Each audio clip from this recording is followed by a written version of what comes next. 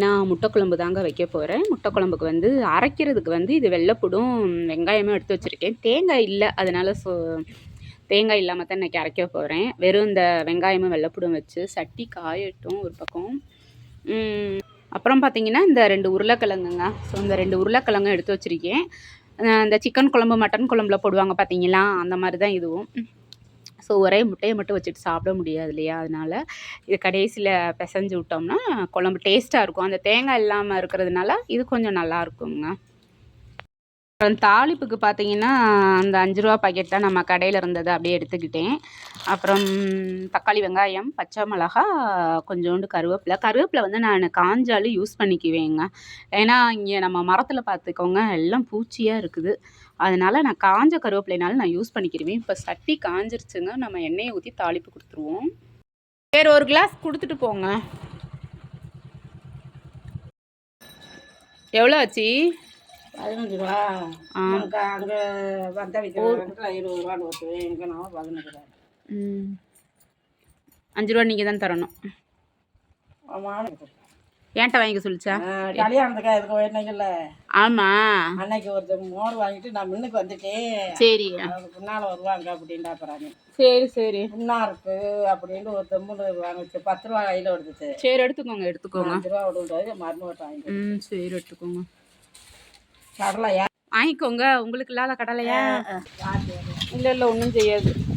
இப்படிதான் திடீர்னு காற்று வரும். அப்பா அந்த வெயில் நல்லா இருக்கு. ஏதாச்சு அதுலலாம் ஒன்றும் உழுகாது. பெரிய தேசையில் தானே, ஒன்றும் செய்யாது. இந்தாங்க சாப்பிடுங்க. கடலை ஒரு படி 50 ரூபான்னு வாங்கினேன். சட்டி நல்லா காஞ்சிருச்சு. இந்த மண் பாத்திரத்தை பொறுத்த வரைக்கும் பார்த்தீங்கன்னா நம்ம எண்ணெய் இல்லாட்டினாலும் சமைக்கலாமுங்க. இது வந்து நல்லா உள்வாங்கி வச்சுக்கிறோம். நம்ம ஆல்ரெடி ஏற்கனவே சமைச்சிருப்போம் இல்லையா, அந்த எண்ணெயை வந்து நல்லா உள்வாங்கி வச்சுருக்கோம். இப்போ நம்ம கொஞ்சமாக எண்ணெய் கொடுத்துக்குருவோம். பொட்டி கடைன்ட்டார் பொசுக்குன்னு. அதான் இன்றைக்கி வாங்கண்ணே எங்கள் கடைக்கு வருவீங்களே, எங்கள் கடையை பார்த்தா என்ன பொட்டி கடை மாதிரியா இருக்குது அப்படின்ட்டு. இந்த பாக்ஸ் தாங்க வந்துச்சு. ஸோ இது என்ன பாக்ஸுன்னு சொல்லி நான் கண்டிப்பாக ரிவ்யூ போடுவேன் நான், சரிங்களா? அதுக்குள்ளே போய் நம்ம முட்டை குழம்பு தாளிச்சிட்டு வந்துடுவோம். எண்ணெய் நல்லாவே காஞ்சிருச்சுங்க. ஃபஸ்ட்டு வந்து இப்போ நான் வெங்காயம் தாங்க போட்டிருக்கேன். நல்லா வெங்காயம் போட்டு பொன்னிறமாக நல்லா வதங்கி வரட்டும். இப்போ கொஞ்சம் வெங்காயம் நல்லா வதங்கிருச்சு. மண் பாத்திரம்னால நமக்கு வந்து அந்த கணக்கே கிடையாது. எல்லாத்தையும் ஒட்டுக்க போட்டால் கூட வந்து சீக்கிரமே வதங்கிடும் பார்த்துக்கோங்க. ஏன்னா அந்த மண் பாத்திரத்தில் வந்து சூடு அப்படியே நிற்குங்க. கொஞ்சமாக வந்து உப்பு தான் போடுறேன். இப்போது சூடு வந்து பார்த்திங்கன்னா அப்படியே நிற்கும். நான் ஏற்கனவே முட்டை குழம்பு வந்து ஒரு லாங் வீடியோ அப்லோட் பண்ணியிருக்கேன்னு நினைக்கிறேன். ஆனால் அந்தளவுக்கு வந்து ரீச் கிடையாது. இப்போ தானே நமக்கு வந்து வியூஸ்லாம் கொஞ்சம் போகுது. அதனால் அது வந்து கொங்கு ஸ்டைல் மட்டன் குழம்புங்க. அதை ஒரு நாளைக்கு நான் போடுறேன் உங்களுக்கு. நாய்க்குட்டி பார்த்தீங்களா, நம்ம தோப்புக்குள்ளே வந்து 6 குட்டியை விட்டுட்டு போனாங்கன்னு சொன்னேன்ல, அந்த நாய்க்குட்டி தான் அது.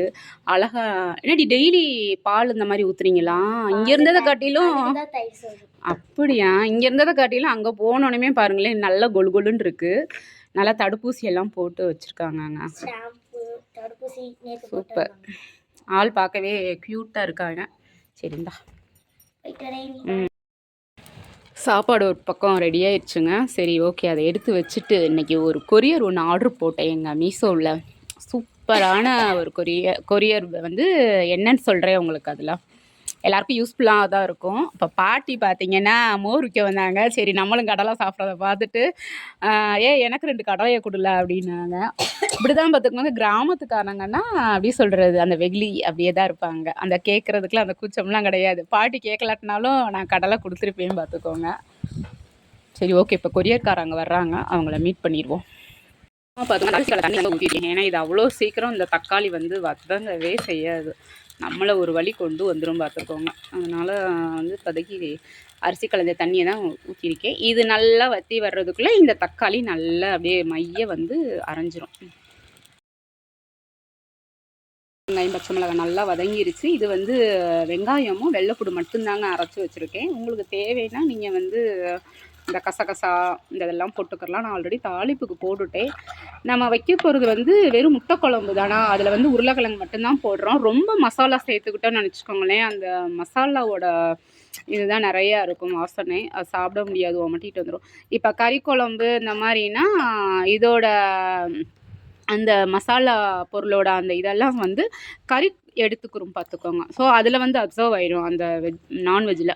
அப்போ வந்து ஒன்றும் தெரியாது. ஸோ முட்டை குழம்புக்கு வந்து நம்ம வைக்கிறோம் கறி குழம்பு மாதிரி தான், பட் ஆனால் கொஞ்சம் கம்மியாக வைக்கிறோம். அந்த மசாலா பொருள்லாம் கம்மியாக சேர்த்துட்டா நல்லாயிருக்குங்க. இது வந்து இப்போ நல்லா பச்சை வாசனை போக வரைக்கும் கொஞ்சம் வதக்கி விடணும். இப்போ நம்ம வெங்காயம் வெள்ளைப்பூடு ஊற்றினோம் இல்லையா, அது நல்லா வந்து அப்படியே சொல்கிறது அந்த எண்ணெய் பிரிஞ்சு நல்லா வருது. ஸோ இந்த டைமில் வந்து நம்ம எடுத்து வச்சுருக்க மிளகாத்தூளை போட்டுடலாம். மிளகாத்தூள் வந்து ஒரு 2 ஸ்பூன் போல் போட்டிருக்கேங்க. நல்லா வந்து மிக்ஸ் பண்ணி விட்டுறணும். இப்போ மிளகாத்தூள் பச்சை வாசனை போனோடனையும் இந்த நம்ம மிக்ஸ் பண்ணி விட்டுட்டு இப்போ நம்ம அரிசி கலந்த தண்ணியை வந்து எடுத்து நம்ம தேவைக்கு ஊற்றிடலாமுங்க. இப்போ நல்லா வந்து கொதித்து வரட்டுங்க. ஸோ இந்த ஸ்டேஜில் வந்து உப்பு மட்டும் கம்மியாக இருந்துச்சு, கொஞ்சமாக நான் போட்டிருக்கேன். நல்லா கொதித்து வரட்டும்.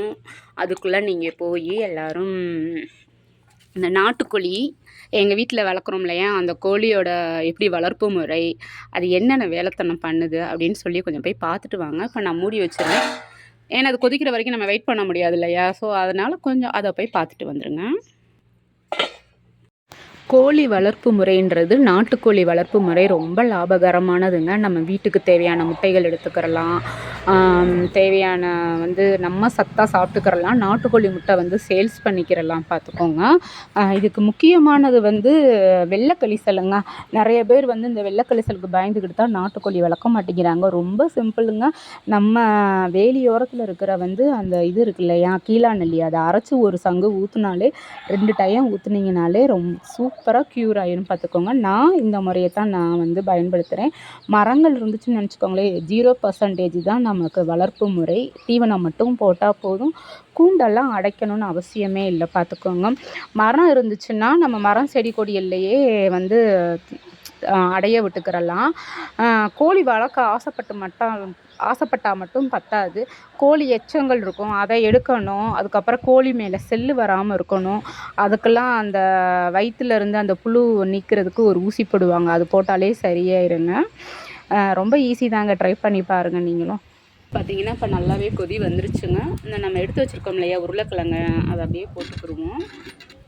இந்த முட்டையையும் கீரி போடுறதுனாலும் கீரி போடலாம், நான் அப்படியே முழுசாக தாங்க போடுறேன். ஏன்னா முட்டை வேகலே லேசாக வெடிச்சிருக்கு பார்த்துக்கோங்க. உங்களுக்கு இன்னொரு ஒரு டிப்ஸு சொல்ல மறந்துட்டேங்க. நீங்கள் முட்டை குழம்பு வைக்கிறதா இருந்தாலும் சரி, இல்லை தக்காளி சாதம் அந்த மாதிரிக்கு நம்ம அவிச்சு தருவோம் இல்லையா, அப்போ வந்து பெரிய முட்டையாக வந்து சூஸ் பண்ணாதீங்க. இந்த மாதிரி வந்து சின்ன முட்டையாக சூஸ் பண்ணுங்கள். ஏன் அப்படி சொல்கிறேன்னா, பெரிய முட்டையில் வந்து பார்த்துக்கோங்க, அந்த முக்கால் அளவுக்கு தான் பார்த்துக்கோங்க அந்த வெள்ளைக்கரும் மஞ்சையும் இருக்கும். மஞ்சக்கரு தனியாக இருக்கும், முக்கால் பதத்துக்கு வந்து அந்த வெள்ளைக்கரு இருக்கும். ஸோ இதே சின்ன முட்டையாக இருந்துச்சுன்னா அது வந்து அப்போ வேக வைக்கையில் பெரிய முட்டையை வந்து அந்த பாதி அளவுக்கு தண்ணி நின்று வேகையில் உடஞ்சி வந்துடும். ஸோ இந்த மாதிரி சின்ன முட்டையை யூஸ் பண்ணிங்கன்னா, ஏற்கனவே ஆல்ரெடி சின்ன முட்டை தான், அது ஃபுல்லாக பார்த்துக்கோங்க அந்த வெள்ளைக்கரு நிறைஞ்சிருக்கிறனால இப்படி வந்து உங்களுக்கு முழு முட்டையாக கிடைக்குங்க. நீங்களும் ஒரு நாள் வந்து ட்ரை பண்ணி பாருங்கள், சரிங்களா? அவ்வளோதான், இது முடிஞ்சிருச்சு. அப்படியே கொத்தமல்லி தலையை அப்படியே தூவிட்டு அப்படியே மூடி வச்சிட வேண்டியதாங்க. அனல்லே கிடந்துச்சுன்னா சாப்பிட்றப்ப கரெக்டாக இருக்கும். நாட்டுக்கோழி வளர்ப்பு பற்றி சொல்லியிருந்தேன், போய் பார்த்தீங்களா? இதை வந்து நீங்கள் சின்ன பிஸ்னஸாக கூட எடுத்து நீங்கள் ஆரம்பிக்கலாம். நானுமே வந்து சேல்ஸுக்கு விற்பனைக்கு தாங்க, நம்ம வீட்டுக்கும் அடித்து சாப்பிட்டுக்கலாம். முட்டை வேணும்னாலும் எடுத்துக்கிறலாம், முட்டை உங்களுக்கு சேல்ஸுக்கு கொடுக்கணுன்னாலும் கொடுத்துக்கிறலாமுங்க. ஸோ ஒரு நாட்டுக்கோழி வளர்க்குறதுல எவ்வளோ பெனிஃபிட் இருக்குது பார்த்தீங்க இல்லையா? இப்படி தான் இவங்க ராஜ்யம் தான் இங்கே நடக்கும் பார்த்துக்கோங்க. நம்ம வெங்காயம் அரிஞ்சு வச்சுருந்தோம்னா வெங்காயத்தை வந்து சாப்பிடுவாங்க. இப்போ ஒரு ஆள் அடுப்பு மேட்டில் ஏறி அப்படியே அங்கிட்டு வாக்கிங் வந்தாங்க, கொஞ்ச நேரத்தில் சூட்டான் ஆகியிருப்பாங்க. ஓகேங்களா? உங்களுக்கு வந்து நாட்டுக்கோழி பற்றி இன்னும் விரிவாக்கம் வேணும் அப்படின்னா எனக்கு கமெண்ட் பண்ணுங்கள். நிறையா பேர் வந்து ஷார்ட்ஸில் வந்து லைக் பண்ணுறீங்க. அப்படியே வந்து கமெண்ட் செக்ஷனுக்கும் போய் அக்கா இந்த மாதிரிக்கா அந்த மாதிரிக்கா ஏதாச்சும் உங்களுக்கு வீடியோஸ் வேணும்னாலும் என்கிட்ட சொல்லுங்கள், நான் அந்த மாதிரி வீடியோ போடுறேன். ஓகேவா? ஓகே, உங்களை அடுத்த ஒரு விலாகில் வந்து ஒரு இன்ட்ரெஸ்டிங்கான ஒரு விலாகில் வந்து உங்களை பார்க்குறேங்க.